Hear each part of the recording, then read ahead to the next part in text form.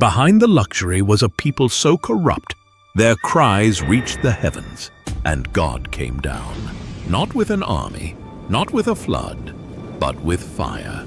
This is not just a story of destruction. It's a story of judgment, mercy, of warning, and of a man who dared to ask God, "Will you really destroy the righteous with the wicked?" But before the fire fell, before the sky turned to flame, heaven listened. God remembered Abraham, and in mercy, he pulled one family from the fire. A story of destruction? Yes, but also a story of hope for those who trust in God's mercy. This is the story of Sodom and Gomorrah.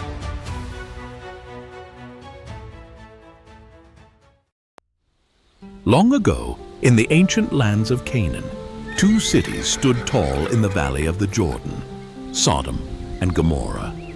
Fertile and wealthy, the cities were lush, like the garden of the Lord, full of life and abundance, and travelers spoke of their luxury.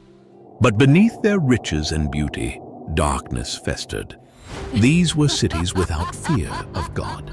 Their people had turned from righteousness and justice. Violence, pride, and cruelty became their way of life.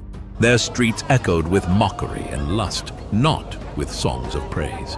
They rejected the stranger. They oppressed the defenseless. They delighted in sin and called it freedom.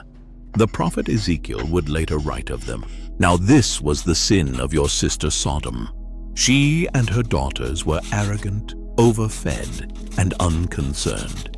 They did not help the poor and needy.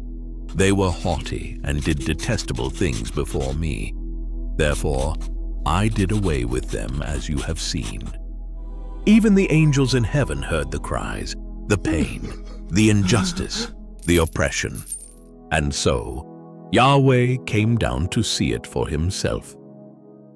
One hot afternoon, Abraham sat by the entrance of his tent in the oak groves of Mamre.